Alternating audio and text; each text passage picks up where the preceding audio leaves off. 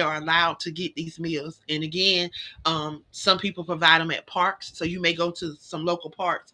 I see there's some individuals that have been posting some places in Georgia, some places in South Carolina, but you would have to go to your local state. You could probably Google free places for kids under 19 to get meals during the summertime, and they would probably give you some locations. Again, I don't know. Each state is different. I know in the state of Georgia, they allow organizations and individuals to get these grants directly from the state, so they can get this. I mean, from the USDA, because the USDA is the one that is over these programs. And y'all, I used to back in the day, I used to go to all these little different little I used to go to all these little different little meetings. So I used to actually go to the trainings and sit in and try to get all this little information. So that's why I know a little bit about this.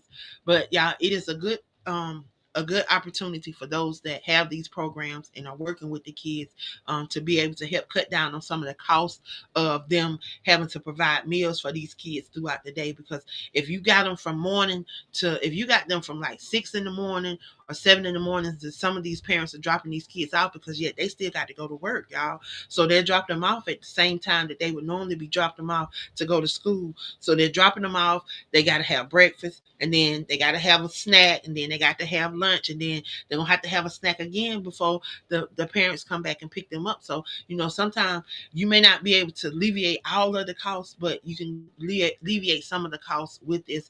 And it's just simply, if you have a program and you're able to go to the schools and pick up the meals, you can go to the schools and pick up the meal at lunchtime, or you can go and pick it up at breakfast time. So what I would do is I would assign someone specifically to go and pick up meals in the morning, and I would assign someone specifically to go pick up meals in the evening, and that would just be their job. That's all they got to do is go pick up, and I would just, they can go pick up the meals and distribute the meals, and that can be their job, and that's all you, and you specifically pay them for that. That way you can put that into the funding of that program. You can um write that in as one of the people that's doing whatever they're doing as part of the payment. So that could be how they get paid, and that something else that won't have to come out of your pockets, but it'll be coming out of the funding for the program that you're receiving from, whatever program that you're going to be receiving it from. You see what I'm saying?